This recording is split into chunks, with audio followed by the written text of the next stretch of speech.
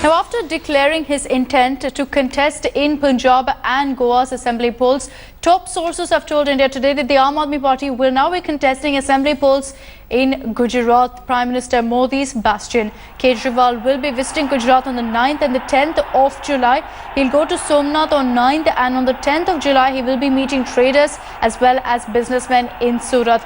The party says that the business community has invited Kejriwal. He's expected to announce then the party's decision to contest Gujarat elections during the visit. Remember, Kejriwal had supported the Patel community's reservation call and lashed out at the Gujarat government for keeping Hardik Patel in prison.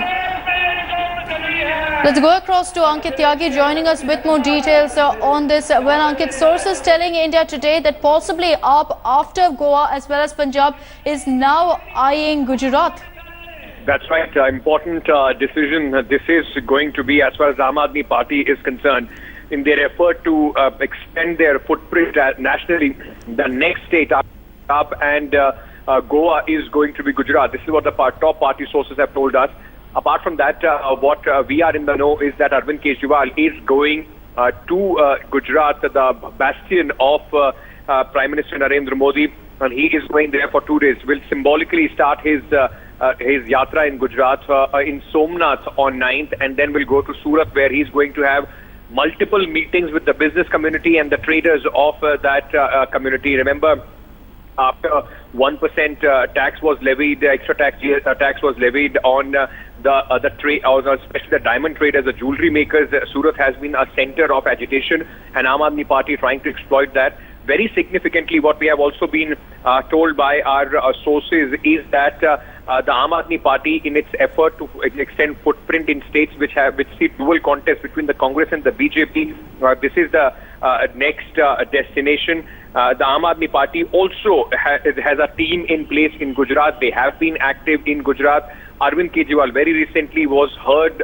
speaking about the Patel agitation. He also said that keeping Hardik Patel in jail for sedition charges just because he wanted to do something for his community is also unfair. So now the Aam Aadmi Party and the chief have decided to take the battle right in the home turf of the Prime Minister.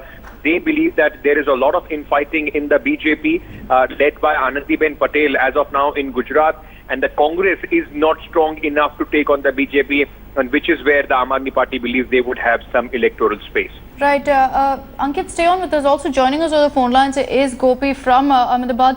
Gopi, as someone who's tracked Gujarat politics very closely, what do you really think of the AAP's claims of, the fact that there's infighting within the BJP, the Congress being weak, and hence the party actually having chance of making inroads within Gujarat?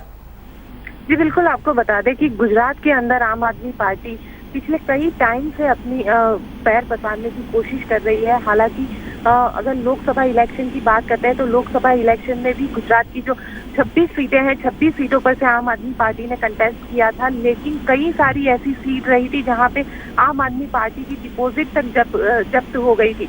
तो वैसे में अब देखना काफी दिलचस्प रहेगा कि अरविंद केजरीवाल किस तरीके से विधानसभा इलेक्शन के अंदर गुजरात में आम आदमी पार्टी को प्रेजेंट करते हैं, क्योंकि गुजरात के अंदर अब तक का ये इतिहास रहा है। इससे पहले भी गुजरात परिवर्तन पार्टी आई थी केशुभाई पटेल की।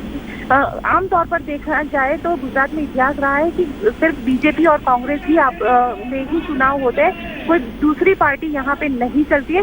वैसे में अगर अरविंद केजरीवाल जिस तरीके से पटेल वोटर्स को लुभाने में लगे हैं, जिस तरीके से उन्होंने पिछले दिनों हार्दिक पटेल के फेवर में एक वीडियो रिलीज किया था, वैसे में खास देखना काफी दिलचस्प रहेगा कि किस तरीके से वो आगे बढ़ रही है गुजरात की राजनीति में, अरविंद केजरीवाल आगे बढ़ रहा है।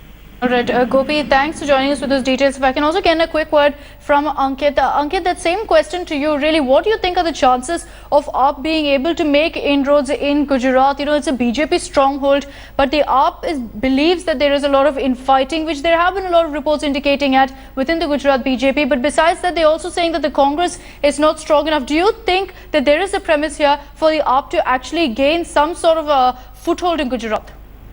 You're very right that there is, after this foray, the question would be whether they would be able to do anything significant in Gujarat. But the whole point that I gather from sources and, understanding the party a little bit is that as of now, it is too early to say whether they would be able to have a structure. The most important thing for the Aam Aadmi Party now would be to go to the grassroots and build a structure.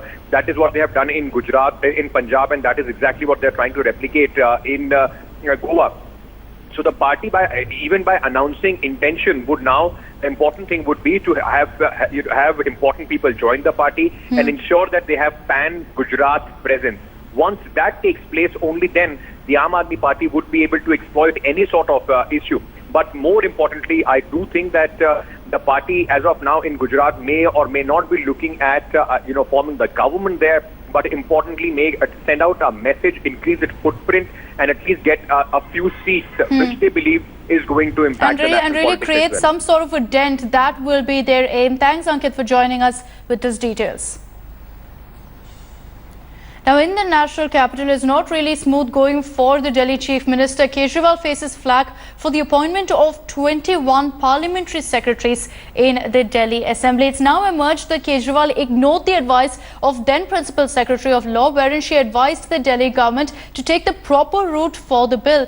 The then Principal Secretary of Law, R. Kiran Nath, had advised the UP government to take consent from the centre as well as the Lieutenant Governor's office before going ahead and tabling it in the Assembly. Now, the bill in the current form was passed by Kejriwal-led cabinet on 23rd June, despite objections made by the then Principal Secretary.